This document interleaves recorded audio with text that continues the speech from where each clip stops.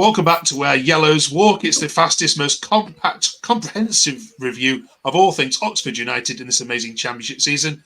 By goodness, Oxford United are the team to watch this season. What entertainment they're providing so far. To review the Coventry game and look ahead to Blackburn, we've got Luke, Robin, Blake and Connor ready to answer all the questions and review the very best of social media. Welcome to Where Yellows Walk.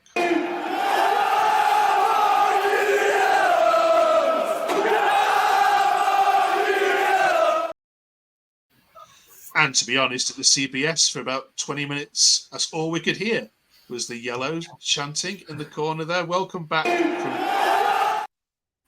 from... oops, I pressed the wrong button there. Welcome, Luke, Robin, Blake and Connor. Let's go straight into it then.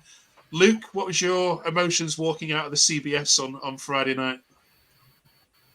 It was a mixture of disappointment, but also a little bit of a sense of pride, because I think over the 90 minutes, we held on for a lot of that second half, especially, and that one little blip from Will Vaulks, which I don't think we'll see much this season, cost us the point in the end. But a performance to be proud of, and just unlucky not to take a point back to Oxford, really. Yeah, I always felt a little bit guilty myself because it was only 7 days ago on this very channel we were praising Will Vaulks and saying what an impact he'd had, Robin, on the Norwich game. Did you walk out with pride? Were you the similar vein that actually, you know, okay, your keeper kept you in it, but actually that wasn't too bad of a performance away from home? Oh, definitely, yeah. We can definitely take positives from it. I think some of the players that Coventry have, the likes of Haji Wright and Sakamoto, another one, you know, to withhold all of the pressure that they put onto us for so long and then still get a couple of goals. I think we can come out of it with pride. Played well. Blake, the goals that you scored, some would say they are, you know, you've been helped by defensive errors, but they all count in the end. Who impressed you the most from an attacking point of view? We will herald the defenders in a minute, but attacking wise, Tyler Goodrum I thought was probably one of our best players going forward. But to be honest, going forward, we didn't really create much. He was playing on the counter quite a lot, but they made it very difficult for us to play. But Tyler Goodrum, I thought, was our best attacking outlet. Yeah, absolutely. And Connor, okay, the mistake then came. What's the fans' reaction been to Vaulks that you've been reading online? I mean, it's surely, obviously, it's only second game in, but there can't be too many people criticising him for that. No, I think that the reaction has generally been one of forgiveness, because Will Vaulks, he came in straight from the first game. You could definitely see the quality that he had, and then he took that into Coventry as well in the second game. He's definitely that player that's given us that step up, and especially with the starting the squad that we've had been very similar to the one in League One. It's just that mistakes happen. I think that as fans, we walked out and we said, you know what, they gave all of the boys on the pitch, gave everything, and it was just a mistake. At the end of the day, we can take that. And it's gutting that we didn't get a point, because every point's going to be very, very precious at this level. But at the end of the day, it was just a mistake. It wasn't intentional whatsoever. Okay. So we all enjoyed our first away day, apart from the result then. Yeah. Yeah. All right, we'll talk about our next away day. Also, coming up on the channel, we'll obviously preview Blackburn in a second, but we're also going to ask these four to rank the central defenders. And we're asking you, as an Oxford fan, what's the best pairing that Oxford United have ever had at the centre of the defence in the whole of history? Comment below, and we'll see if it matches what these four think at the end of the video. Okay then, Luke. Blackburn up next. What changes, if any, need to be made to the starting 11 for Ewood Park? I don't think we'd be in any rush to make changes, but I think if we had to push for a couple, I think Sam Long against Norwich was really good, but against Coventry maybe showed up against some of these elite wingers. He does struggle a little bit, and I think Idris El Mazouni has probably played his way into almost starting ahead of Rodriguez. His sort of two cameos in the league games and his starting the Carabao Cup, he's shown his quality, and I think he's knocking on that door to push into the starting 11. Okay, I was going to ask about the Carabao Cup. So Robin, we'll come to you on that one. What did you learn about Oxford from that? Were there any individuals that stood out that you thought might be him with a chance of now starting some games? Well, Luke's already said it with Al Mazzuni. He was just class all over the pitch. And yeah, I think we played really free-flowing football, so we know we have to do different things against different opponents, like we saw with Coventry in comparison to the Peterborough game. But yeah, definitely there's a few that have played their way into contention, 100%. Okay. It won't have escaped Des's attention, Blake, but Blackburn are one of the most direct teams in the league. There are going to be a lot of crosses coming into that box. There's going to be a lot of long balls and, of course, long throw-ins as well. Does he need to set up any differently in shape or in tactics in order to cope with this aerial threat that's going to be bombarded on the Oxford back line? I think he'll pretty much maybe make a few changes, but I think he'll try and go with the same team. With Kieran Brown and Elliot Moore, a centre back, they're both very good in the air. So, and then Sam Long's been playing; he's all right in the air as well. So hopefully it will be similar number 4. Okay. I want to ask you for your responses to some of the comments that are on social media. This is on Rate My Take. If you're an Oxford fan and you tweet after the game, please end it with the hashtag Rate My Take, because then this lot can have a look at it next week and give you their views on it. Connor, have a look at these.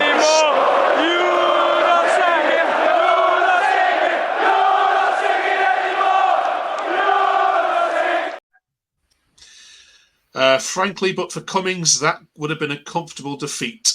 It's narrow margins, but we are one small induced mistake from drawing away to a top end of the table team. Would you agree that Cummings kept that from being a cricket score? I mean, Cummings did save our bacon a fair few times in that second half. He made some wonderful saves. I think that's a fair observation, but with the attacking prowess that Coventry had against our back line, which I still think is pretty weak, I do think that he saved us on Friday night. So I think that's a reasonable take. Okay. The word proud came in that second tweet there. I put it in there because that was the word that came through a lot. The last one, Connor, says, I don't think we'll be relegated, especially if Moore and Brannigan stay fit. You've now watched 2 games, all of you. I'll come to Connor first on this one. And you've played 2 of the better sides in the league. Certainly Norwich were mid-table at least, and Coventry will be up there. So is that tweet right? If you keep everybody fit, you've got a good chance. Yeah, I believe so, especially with Brannigan. I think that this is his season where he can really show and step up to the championship level. I think that everybody at the club thinks that he can do and that he could have done a few years ago. And just touching on Moore, I was sceptical when stepping up to the championship. I didn't think that he had it. And he's shown in the past 2 games that he absolutely does have it. And he's been one of our better players. I've been thoroughly impressed with him in the past 2 games. Okay, we'll talk about central defenders more in a second. Before we do that, though, we would love you to hit that like button. This lot and others are here throughout the whole season reviewing all our content. We're looking for 25 likes on the video this week. That's our target. Please press the little like button there. That means so much to us and the team. And of course, if you don't yet follow Blake on Twitter, please do so at Blake Newton 5. And Connor and Luke also contribute to Talk of the 72. Luke, just tell us a little bit about the work that you do for that.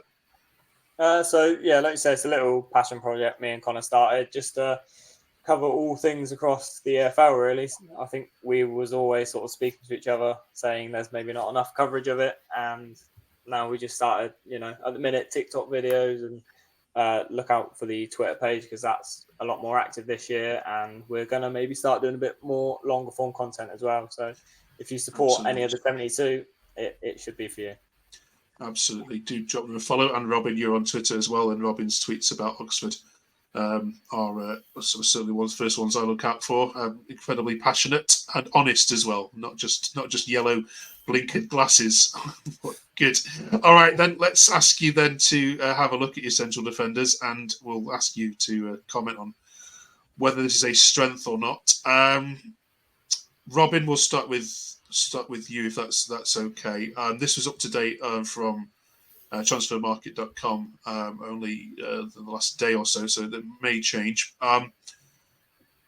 There's lots of people commenting that you are obviously light in terms of numbers here.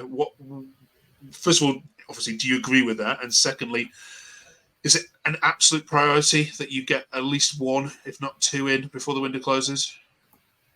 Before today, I had it quite high on the list of priority to get a centre back in. But with the signing of Ted Best, I think that brings Long into centre back cover. And so with Elliot Moore and Kieran Brown at centre back, you've then got the backup of Thornley and Moore, and then you can fall on Golden if need be. And I think it pays off more having a attacking right back than signing another centre back. So we could always do with another centre back, but I don't think it's highly priority now. Okay, Blake, what's your view on it? Like Robin said, really, like before today, I would have said more of a priority, but he could push Long in there if we really need, and starting is Brown and Moore, maybe one more, but it's not the priority at the moment. I wouldn't think. I think a striker's more important now. We've got this new signing that's just come in. Okay. Let's talk about the new signing then. I'm not going to try and pronounce this, but it's the first ever potentially Indonesian to play in the Championship, Connor. And of course, Oxford are majority owned, aren't they, by Indonesian investors? Ferdinand, I'm sure you'll think of a good song for him by the end of the season. What do we know about your signing? Before he signed, now at all, but doing a little bit of research, know that he's, for his age, he has a nice fair amount of capped Indonesian team. He played for Indonesia at the Asia Cup, most recent Asia Cup, and he did impress. It's no doubt it's going to be a major step up to the second division of English football after coming from the second division of Indonesian football. But hopefully, there's something in there. And I'm sure that his massive social media presence will be keeping an eye on him. Absolutely. You'll have a new following of Indonesian fans following Oxford United games. Okay, then let's have a quick chat then about Blackburn. Luke, would you take a draw? Absolutely not. I'm one of those silly fans that go into every game wanting 3 points, and if we get it, we get it. If we don't, we don't. We move on. But Blackburn, I think we've shown we're capable of competing at this level. They've lost Sammy Schmodox, but that's not the end of the world. They've got a Hashi in there now who's proven already he can score goals at this level. But you mentioned them being a little bit more direct. I think those type of teams play into our hands a little bit more because we are good aerially and they will allow us to have the ball, and that's when we can exploit our spaces. So go there, hope for the 3 points. Okay. Robin, you've not been far off with your predictions, so let's come to you for your prediction this week. Blackburn, Oxford. 1-1. Okay. No mincing words this week. Blake, would you take 1-1 now? Yeah, I'd probably take a draw. But like Luke said, go for the win and then to see what happens. That's what any game this season I go with. Wouldn't take a draw, but 1-1. Okay, all right. I'm putting my money. You've not been far off, Robin. I'm putting my money on you say. Okay. Finally, Connor. This is a game which could go either way. What does it hinge on for you in terms of tactics? Again, shaping up how we are at the back and being able to hit Blackburn on the counter. I anticipate that Matt Phillips will come in for Plachetta this week, and I think that we're going to hinge on him a lot down that right-hand side. Okay. All right. Thank you very much, all of you, for all of that. Good luck against Blackburn. Then we've got one more game, an international break, and then we've got the Liam Manning derby to look forward to when we come back. You got your snakes ready? You got your plastic snakes on order from Amazon? Yeah, I got them on order. Good stuff. Before we finish, though, we did ask you what the best pairing central defensively has ever been for Oxford. Robin, where would you go with this one? Go for a modern one. Go with Elliot Moore and Rob Dickey. Okay, fair enough. Fairly modern. Blake, you take us back any further than that? The far as I can go back is Jake Wright, Shea Dunkley. To be honest, we've had quite a lot of good centre backs over the last 10, 15 years. It's hard to say who. Okay. Cheers, Connor. I'm going back to the 1980s during the glory years, Malcolm Shotton and Gary Briggs. Okay, fair enough. I've got one from the 90s, which my dad gave me. I wonder if it's going to come up. Luke? I don't think it is going to come up. I was going to go, I knew Connor would, throw back the years a little bit. So I was going to go for more of my modern pick, which I know is boring, but it's the same as Robin's because Elliot Moore is my favourite Oxford fan. I know that's controversial because we have so much, but he is my favourite centre-half. And I think Rob Dickie is the best one we've had that's paired him so far. Right, okay, fair enough. My dad gave me Matt Elliott and Phil Gilchrist from the early 90s, which, I don't think any of you were probably around to see. No, look at your faces, definitely not. Right, Oxford fans, come on, we need some real answers to this. Who are the best central pairing for Oxford United? Put them in the comments below and get us to 25 likes. That's what we're looking for this week. We know you're watching. We really appreciate all your views. Get us to some 25 likes. Thank you very much. Enjoy Blackburn, and we'll see you all next week on Where Yellows Walk. Cheers, fellas. Cheers, mate. Cheers. Cheers.